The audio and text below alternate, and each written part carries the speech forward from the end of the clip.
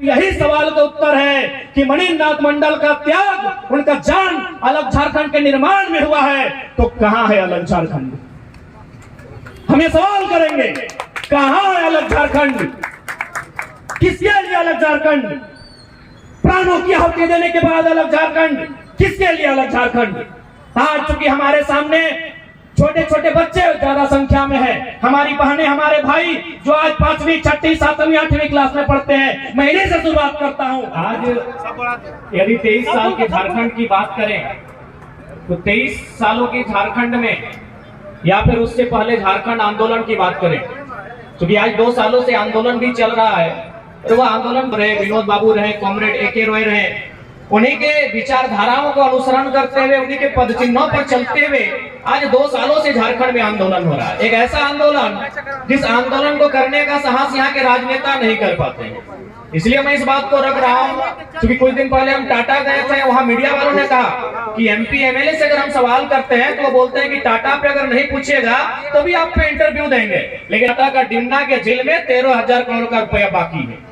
तो कहीं ना कहीं आज जिस आंदोलन की हम लोग आगाज किए हैं, आज जिस आंदोलन को हम लोग जी रहे हैं, झारखंड के जनमानस तक एक विचारधारा के रूप में स्थापित कर रहे हैं, उसमें कहीं ना कहीं आज इस भूमंडल के उस महानायक मणिनाथ मंडल का भी योगदान है। उनकी विचारधारा कहीं ना कहीं प्रेरणा स्वरूप आज हमारे भीतर विराजमान है, तभी आज जाकर हम लोग इतने बड़े आंदोलन को एक साधारण सा छात्र होकर मुकाम देने में सफल हो पाए हैं। तो आज झारखंड की यदि बात करें, क्योंकि अभी दीदी ने भी कहा और हमारे वक्ता रुपेश दा और मंच संचालन सुशील दा ने भी कहा कि मणिनाथ मंडल जिन्होंने एक दिन में 700 से 800 लोगों को नौकरी में अपने दम पर रखवाने का काम किया था, साथ ही साथ उनके बारे में तो विस्तार में नहीं, लेकिन हम लोग को जितना पढ़ने और समझने में मिला, वे जब भी हम लोग किसी शहीद की बात करते हैं तो उनका एक चित्र हमारे सामने आता है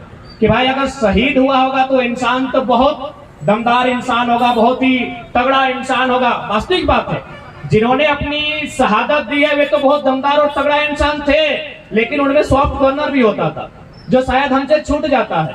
जैसे अगर निर्मल दा की बात करें तो शराब पर बंदी पे बात करते थे, मणिनाथ मंडल की बात करें तो उन्होंने भी 23 मार्च 1980 को दहेज उन्मूलन समिति सोनी समाज का गठन किया था, और उन्होंने उसके माध्यम से एक संदेश देने का प्रयास किया था कि कहीं ना कहीं जो दहेज है वो हमारे झारखंड के समाज हो या झारखंड के जनमानस हो, उनके लिए कहीं ना कहीं एक बहुत बड़ा हानिकारक, एक नुकसानदायक विषय है। तो आज हम लोग बेशक उनको जानते हैं कि उन्होंने माफियाओं से मुकाबला किया था, उनके नाम पर माफिया थरथराते थे, उनके नाम से रात को माफियाओं का नींद नहीं आता था, लेकिन उन लोगों में समाज के प्रति सॉफ्ट कॉर्नर भी था। तो आज यदि वास्तव में आज जब भी अगर हम झारखंड की बात करें, इसी सड़क की अगर बात करें तो हम इधर जाएंगे तो शहीद शक्तिनाथ महतो मिलेंगे, आज यहाँ मणिनाथ मंडल की प्रतिमा भी स्थापित हो गई, और कुछ आगे जाएंगे तो शहीद नेपाल रवानी मिलेंगे।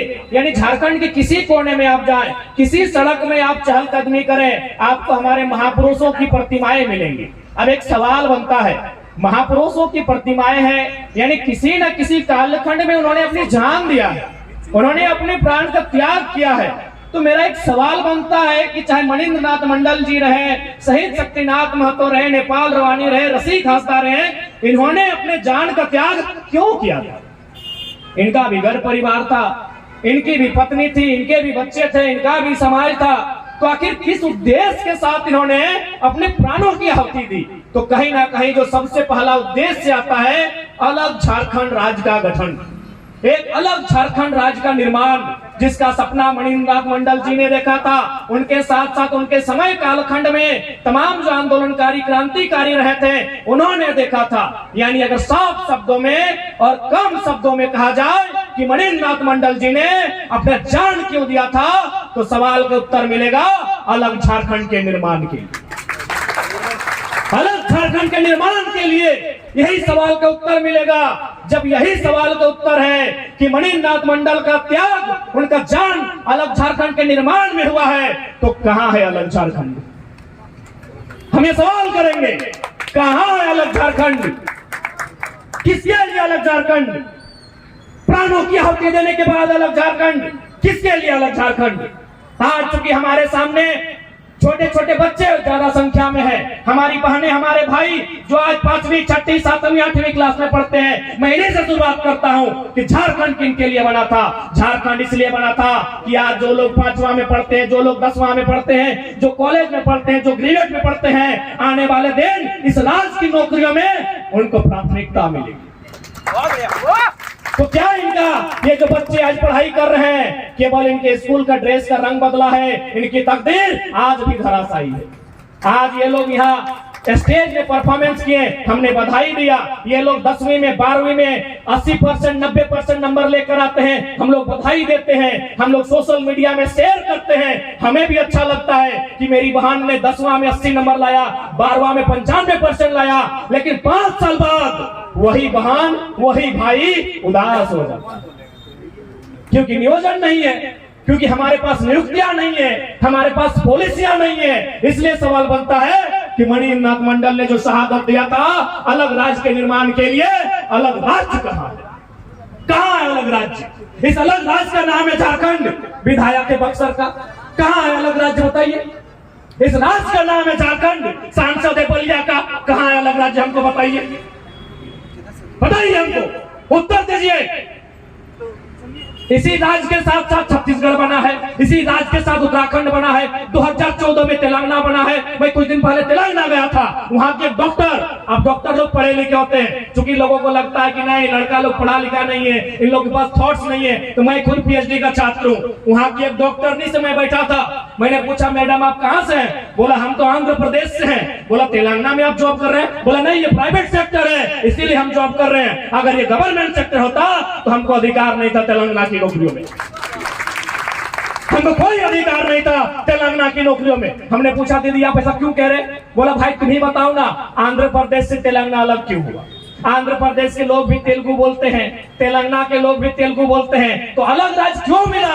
अलग राज्य इसीलिए मिला कि तमाम योजनाओं का लाभ उस क्षेत्र के लोगों को मिले, तमाम नौकरियों का लाभ उस राज्य के लोगों को मिले। ठेकेदारी हो, आउटसोर्सिंग हो, कोई भी काम हो उस क्षेत्र के निवासी को मिले। आप चले जाइए धनबाद, यहाँ से 5 किलोमीटर है। जो भी लोग हैं, मैं चुनौती के साथ कहता हूं, क्योंकि सवाल बनता है झारखंड कहाँ है? चाहे आप मंडल है, महतो है, संथाल है, तेली है, गोराई है, चाहे जो भी है, जाइए वो टेंडर डाल के दिखाइए, जाइए वो टेंडर डाल के दिखाइए, धनबाद में वो टेंडर डाल के दिखाइए आप।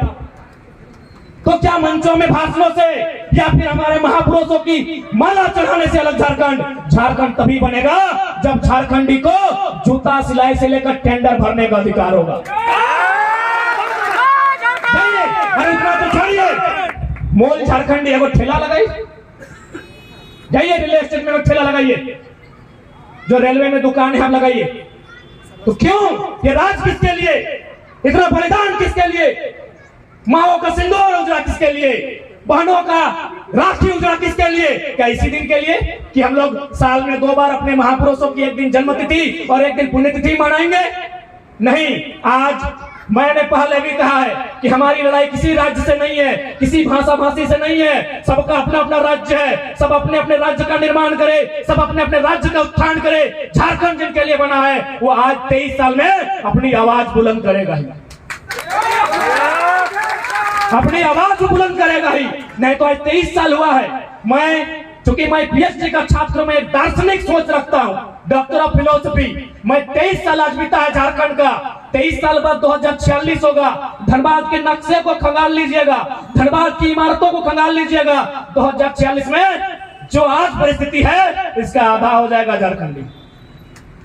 यही बगल में भेलाटांड है, शायद शक्तिदा वहीं से है। आज से 15 साल पहले हमारी भाई की बारात आए थे, वहां पुटूस का बाजार था। आज बड़ी बड़ी इमारतें हैं, एक भी इमारतें झारखंडी की नहीं है, एक भी इमारतें झारखंडी की नहीं है। इसलिए आज मैं कहूंगा यदि वास्तव में चाहते हैं मणिनाथ मंडल का सपना साकार हो तो जमीन भी उनकी होनी चाहिए जो झारखंडी।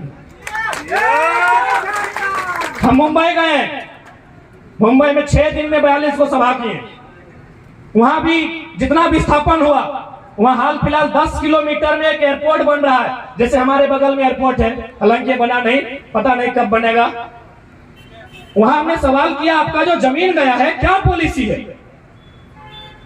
उनसे हम रात को मिलने गए, जो मराठी लोग हैं, कि यहाँ क्या पॉलिसी है, आप 10 किलोमीटर का अपना जमीन दे दिए एयरपोर्ट बनाने के लिए, तो किस आधार पे दिए? उन्होंने कहा देखिए विकास के लिए दिए। हम बोले ठीक है, आपका जमीन गया, बदले में आपको क्या मिला? उन्होंने इशारा में एक इमारत दिखाया जिस प्रकार हमारी बड़ी बड़ी बिल्डिंगें हैं, 12 तल्ला 16 तल्ला की बिल्डिंगें हैं, कहा उसमें मेरा एक संतोषजनक कमरा है और मुआवजा है, उसके बाद हम जमीन लिए हैं। आज बताइए, यही एक गोराई परिवार आज 30 साल बाद इंसाफ की लड़ाई लड़ रहा है, उसे देखने वाला सुनने वाला कोई नहीं है, तो सिर्फ कागजों में झारखंड, सिर्फ कागजों में झारखंड। यही अभी वो तो राजकुमार दा जानेंगे आमझर पंचायत में आज 30 साल बाद विस्थापन के लिए लड़ाई लड़ रहा है। तो कैसा राज्य का निर्माण हुआ अभी बताइए? वहीं महाराष्ट्र में जिसका भी जमीन लिया गया, हिसाब से उसको बिल्डिंग बना के दिया है, हिसाब से उसको पैकेज दिया गया है। जब झारखंड आते हैं तो लोग अपना बाप के मरने के बाद भी लड़ाई लड़ रहा है, ये बहुत बड़ा दुर्भाग्य का विषय है। और यदि आप चाहते हैं कि शहीद मणिनाथ मंडल का सपना साकार हो, यदि आप चाहते हैं जिस मकसद के साथ झारखंड राज्य बना है, तो 2024 में आप में राजनीतिक चेतना का उदय होना होगा, तभी इस राज्य में बदलाव हो सकता है, तभी मणिनाथ मंडल के सपनों को साकार किया जा सकता है। और नहीं तो फिर साल में 2 दिन आएंगे, एक दिन उनकी जन्मतिथि होगी, दूसरे दिन उनकी पुण्यतिथि होगी, माला चढ़ाएंगे, एक कार्यक्रम होगा, कुछ गान कुछ गीत की प्रस्तुति होगी, हम सब अपने अपने घरों को चले जाएंगे, फिर वही दशा होगी। इसलिए आज अगर झारखंडी अपनी दशा को बदलना है तो भारत एक लोकतांत्रिक देश है, आप में मत को लेकर अपनी चेतना को, अपने मत की चेतना को विकसित करना होगा, ये मैं संदेश देना आया। आज हम लोग भी जब अपने महापुरुषों को पढ़ते हैं, चाहे वो विनोद बाबू रहे, कॉमरेड ए.के. राय रहे, मणिनाथ मंडल रहे, रसिक हांसदा रहे, शहीद शक्तिनाथ महतो रहे, तो हम लोग भी चिंतन करते हैं कि उन्होंने किस प्रकार त्याग करते हुए, किस प्रकार अन्याय जुल्म का